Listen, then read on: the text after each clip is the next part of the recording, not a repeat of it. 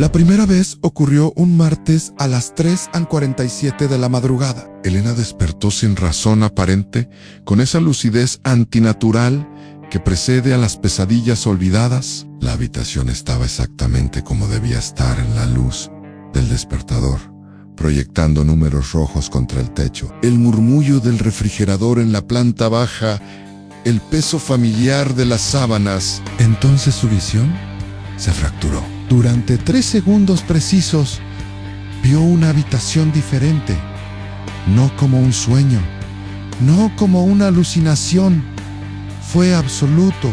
Sus ojos permanecieron abiertos, pero dejaron de procesar su dormitorio en su lugar. Paredes de azulejos blancos, con grietas oscuras, serpenteando desde las esquinas, una luz fluorescente parpadeando en el techo, y sus propias manos las reconoció por la cicatriz en el pulgar izquierdo, arañando algo metálico con tanta fuerza que las uñas sangraban. Podía sentir el frío del metal bajo sus dedos, el sabor metálico del miedo en su boca, el ardor en sus pulmones, como si hubiera estado gritando durante horas después. Nada. Su dormitorio regresó con la violencia de una bofetada. Elena se incorporó jadeando. Revisó sus manos intactas, secas, sin sangre. Se levantó y recorrió la casa completa, encendiendo cada luz. No había azulejos blancos en ninguna parte. Su baño era grisáceo. Cocina tenía baldosas beige. Ninguna habitación coincidía. Tomó un vaso de agua y lo consideró un episodio neurológico menor. Estrés laboral, quizás demasiado café. No durmió el resto de la noche, pero por la mañana casi lo había racionalizado. La segunda vez fue el viernes siguiente a las 11:23 p.m. Elena estaba leyendo en el sofá cuando la realidad volvió a dividirse. 3 segundos. La misma habitación de azulejos, pero desde otro ángulo. Ahora estaba en el piso, mirando hacia arriba. Podía ver una puerta de metal sin manija, herméticamente sellada, y sangre en un charco, expandiéndose lentamente bajo su campo de visión, tan cercano que vio su propio reflejo distorsionado en la superficie oscura. El dolor en su costado era tan real que cuando regresó a su sala, se levantó la camisa, esperando encontrar una herida en piel intacta. Respiración errática. Esta vez no lo racionalizó. Esta vez supo, con una certeza que no podía explicar, que estaba viendo su propia muerte. No cuándo, no dónde exactamente, pero sí cómo terminarían desangrándose en una habitación de azulejos blancos, arañando una puerta que no abriría completamente y sola. Elena comenzó a documentar. Compró una libreta y anotó cada detalle con la precisión de un forense. Hora del episodio. Duración exacta. Siempre 3 segundos. Ángulo de visión en detalles nuevos. Al cuarto episodio había llenado 6 páginas. Al séptimo había comenzado a dibujar esquemas.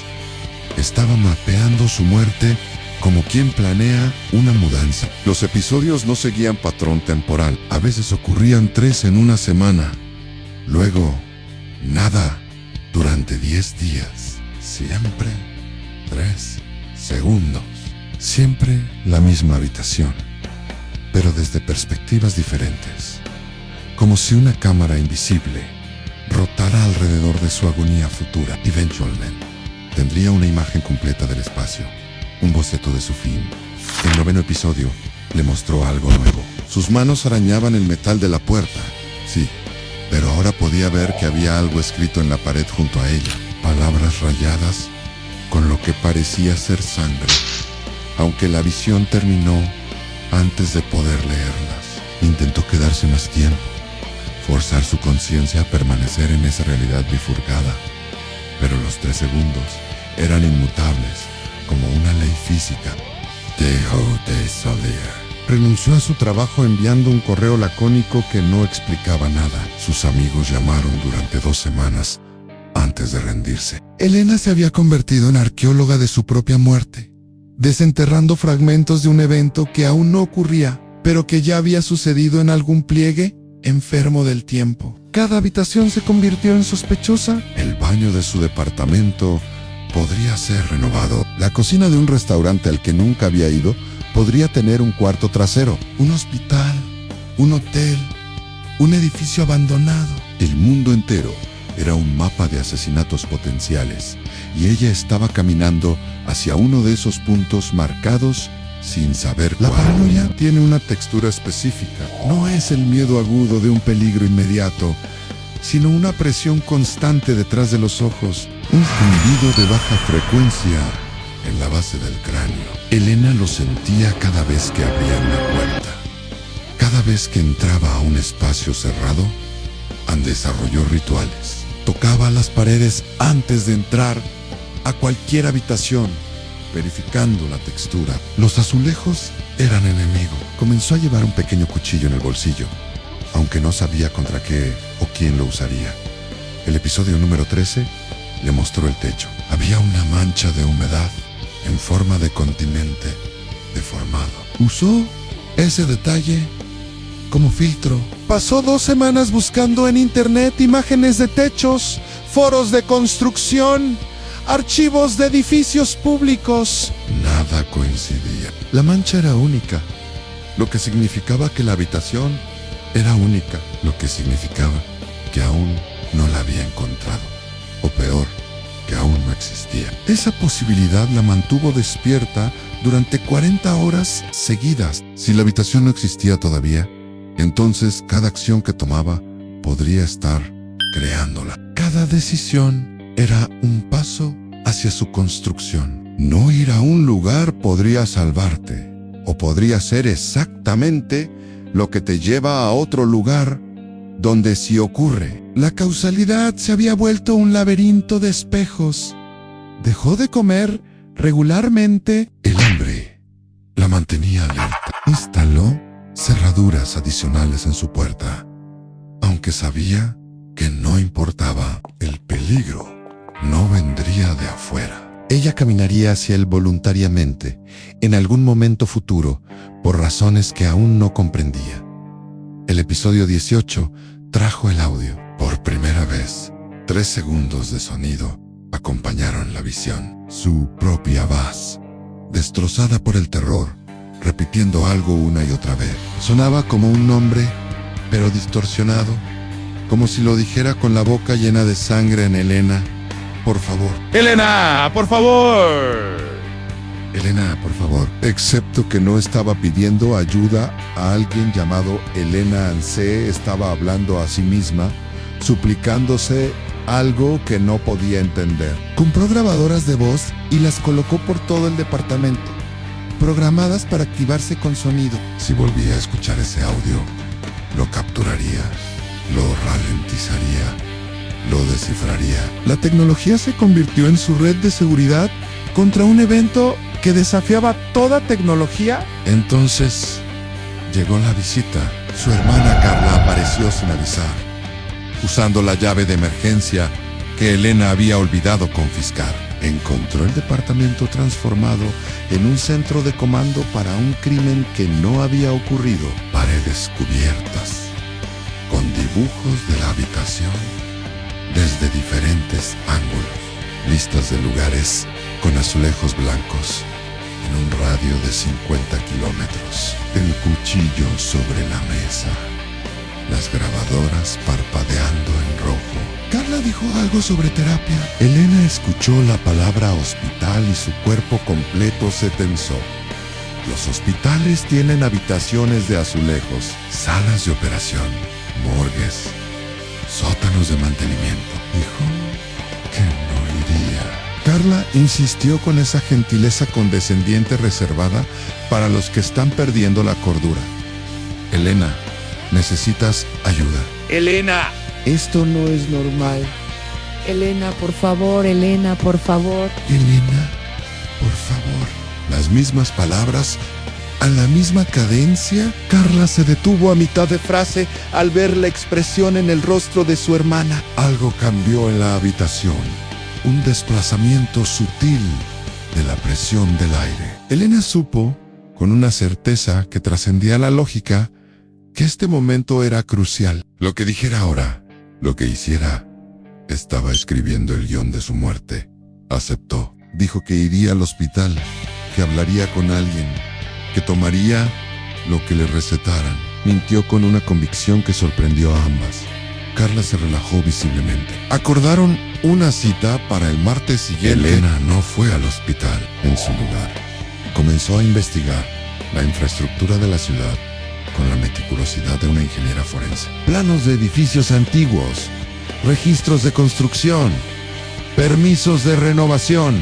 Buscaba patrones en lugares abandonados, estructuras olvidadas, espacios intersticiales que existían en los márgenes de los mapas oficiales. Encontró referencias a un antiguo sanatorio a las afueras, clausurado en los 70, parcialmente demolido, pero nunca completamente derruido. Las fotos históricas mostraban pasillos de azulejos blancos. Fue en auto, manejando con las ventanas abiertas para mantenerse alerta. El edificio era una carcasa, mitad derrumbada, mitad invadida por vegetación que había aprendido a crecer. En concreto, entró con una linterna y el cuchillo en el bolsillo. Cada habitación que exploraba era un sorteo de muerte. El segundo piso conservaba algunas salas intactas, azulejos blancos, sí, pero equivocados. El patrón de las grietas no coincidía. La distribución del espacio era diferente. Su muerte no estaba aquí todavía, pero alguien más sí estaba. Escuchó movimiento en el piso inferior. Pasos lentos, deliberados. Se ocultó detrás de una puerta derruida, conteniendo la respiración mientras una figura pasaba por el pasillo. Un hombre de mediana edad, con una cámara profesional, fotografiando la ruina. Un explorador urbano, nada más. Pero Elena lo siguió a distancia, grabando sus movimientos con el teléfono, documentando cada habitación que visitaba. Si él estaba aquí, podría regresar. Si regresaba, podría traer a otros. Uno de esos otros podría ser ella.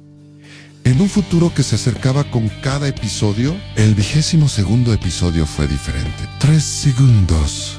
Pero esta vez, Elena estaba de pie, no en el suelo. Miraba directamente a una ventana pequeña, casi a la altura del techo, a través de la cual se filtraba luz natural. Por primera vez, pudo ver más allá de la habitación. No, era un sótano, era una planta baja, un primer piso. Ese detalle eliminó la mitad de sus teorías. Comenzó a buscar edificios con árboles cercanos, habitaciones con ventanas altas. La lista se redujo. 5 ubicaciones potenciales. Las visitó todas en una semana. Ninguna coincidía perfectamente, pero la cuarta, un antiguo edificio de oficinas convertido en almacén, tenía algo familiar. La distribución del espacio resonaba con sus visiones. Las proporciones eran correctas. Sobornó al guardia de seguridad para acceder. Después de horas, recorrió cada piso con una aplicación de medición en el teléfono, comparando dimensiones con sus esquemas. En el tercer piso, encontró una habitación de mantenimiento, azulejos blancos en ventana alta, un árbol visible a la distancia. Las grietas en las paredes no estaban todavía, pero podrían formarse. El tiempo degrada todo. Se quedó en esa habitación durante 2 horas, esperando una confirmación visceral que nunca llegó. Los episodios no funcionaban así. No podía publicarlos. Ocurrían cuando la cronología lo decidía, no ella. Regresó a su departamento y encontró 17 llamadas perdidas de Carla. Los mensajes evolucionaban de preocupación a enojo a miedo. El último decía que Si no respondía en 24 horas, vendría con la policía. Elena respondió con un texto. Anne, estoy bien. Necesito tiempo. No vengas. Carla vino de todos modos. Esta vez no usó la llave. Tocó la puerta durante 20 minutos. Elena se sentó del otro lado, escuchando los golpes, como un metrónomo marcando el tiempo hacia su fin. Eventualmente, Carla se fue. La grabadora capturó sus sollozos en el pasillo. El episodio 25 trajo la revelación que Elena había estado evitando 3 segundos. Sus manos arañando la puerta metálica. Pero ahora podía ver su reflejo en el charco de sangre con suficiente claridad para notar un detalle devastador. Llevaba puesto un collar que Carla le había regalado años atrás. Uno que había dejado de usar hace meses. En la visión, lo llevaba puesto de nuevo, lo que significaba que había una reconciliación antes del fin, que Carla regresaría a su vida, que Elena bajaría la guardia lo suficiente como para ponerse ese collar de nuevo. Y esa reconciliación, de alguna manera, la llevaría directamente a la habitación de azulejos. La paradoja se cerró sobre ella como una trampa de acero. Para evitar su muerte, necesitaba evitar a Carla, pero sus visiones mostraban que volvería a confiar en ella. Lo que significaba que ya había tomado la decisión de dejarla entrar de nuevo. El futuro estaba escribiendo el presente y cada intento de escapar solo apretaba el nudo. Elena dejó de responder mensajes por completo. Cambió las cerraduras. Consideró mudarse. Pero eso podría acelerar el encuentro con la habitación en lugar de prevenirlo. La indecisión se volvió paralizante. Se quedaba inmóvil durante horas, temerosa de que cualquier movimiento fuera el incorrecto. El episodio 29 mostró las palabras en la pared. 3 segundos fueron suficientes esta vez, porque solo había 2 palabras, escritas con sangre en letra temblorosa pero legible. No confíes en el mensaje, era para sí misma.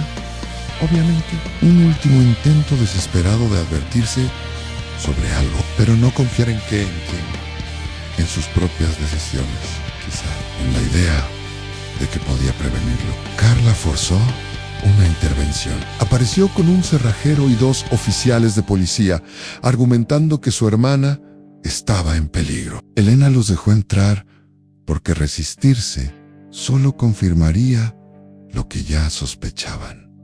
El departamento hablaba por sí mismo. Los dibujos, las listas, el desorden de alguien que había dejado de distinguir entre supervivencia y obsesión. Uno de los oficiales sugirió una evaluación voluntaria. Elena aceptó con una calma que alarmó a Carla más que cualquier resistencia. Fue al hospital en el auto de su hermana, observando los edificios pasar por la ventana, preguntándose si alguno contenía su muerte. El hospital era moderno, todo vidrio y acero. Sin azulejos blancos, a la vista respiró. La psiquiatra fue amable, de una manera que hacía imposible la honestidad. Elena mintió sobre los episodios. Los describió como pesadillas recurrentes, ansiedad manejable. Dijo lo que necesitaban escuchar para dejarla ir. Recibió una receta para ansiolíticos que nunca llenaría y una cita de seguimiento que no cumpliría. Carla la llevó de regreso. En el auto intentó un acercamiento. Dijo que entendía el estrés, que había estado distante también, que las hermanas deberían apoyarse mutuamente. Extendió su mano y tocó el hombro de Elena con una ternura que rompió algo dentro de ella. Elena lloró por primera vez en meses. Carla la abrazó en el estacionamiento y en ese momento de vulnerabilidad absoluta, Elena supo que había perdido. El futuro no podía prevenirse porque ya había ocurrido. Las visiones no eran advertencias, eran recuerdos del porvenir, inmutables como los del pasado. Aceptó la cena que Carla propuso para la semana siguiente. Aceptó intentar de nuevo y cuando llegó a su departamento, Buscó el collar en el fondo de un cajón y lo dejó sobre la mesa, sabiendo que eventualmente volvería a ponérselo. El episodio 32 fue el último. 3 segundos finales. Ahora podía ver todo en la habitación completa. La puerta sellada, su cuerpo desangrándose, las palabras en la pared y un detalle nuevo, el más terrible. A través de la ventana alta podía ver parte de un letrero, solo 2 letras visibles. Anran, Elena, pasó esa noche buscando en mapas satelitales edificios con Ra en el nombre cerca de árboles sin hojas. Encontró 3 candidatos. El tercero, la Elo, un antiguo almacén de granos Ramos, abandonado hacía una década, programado para demolición el próximo mes. La había pasado cientos de veces sin notarlo. Fue al amanecer. Las puertas estaban selladas, pero una ventana del sótano se dio con presión mínima. Adentro, el olor a humedad y abandono. Subió al primer piso, al tercer pasillo. 5ª puerta a la derecha, azulejos blancos. En ventana alta, árbol sin hojas afuera, mancha en el techo en forma de continente, puerta de metal sin manija. Todo estaba ahí, esperándola como una cita que había agendado con la muerte hace meses sin saberlo. Elena se paró en el centro de la habitación y entendió la trampa final. No había venido aquí para evitarlo. Había venido porque las visiones la habían guiado meticulosamente, episodio por episodio, hasta revelar exactamente dónde moriría. ¿No era una advertencia? ¿Era una invitación? Y ella había seguido las instrucciones perfectamente. La puerta se cerró detrás de ella con un clic definitivo. No había nadie más. No había asesino esperando. Solo una cerradura automática, un mecanismo de seguridad antiguo que respondía al peso. Se lanzó contra el metal, arañándolo con ambas manos. La cicatriz en su pulgar se abrió con la fricción. La sangre comenzó a gotear. Sacó el teléfono, pero no había señal en el sótano de un edificio reforzado con concreto. Gritó hasta que su garganta se desgarró. Intentó romper la ventana, pero estaba demasiado alta y el vidrio demasiado grueso.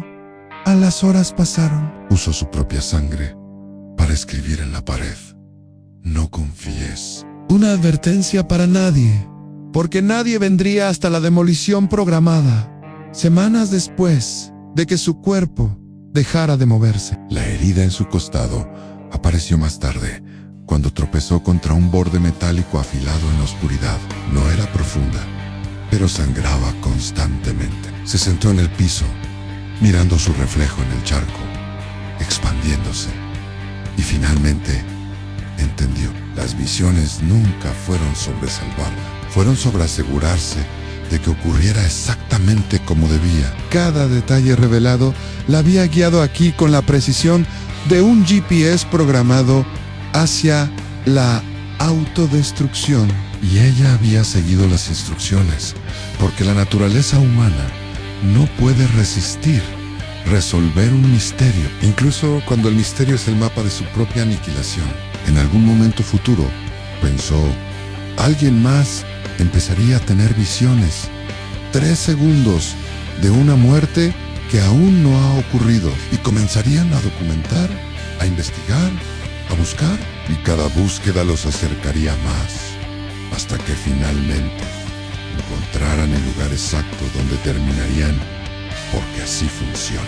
El testigo silencioso no observa para advertir, observa para asegurar. Elena cerró los ojos y esperó a que los 3 segundos de otra persona comenzaran.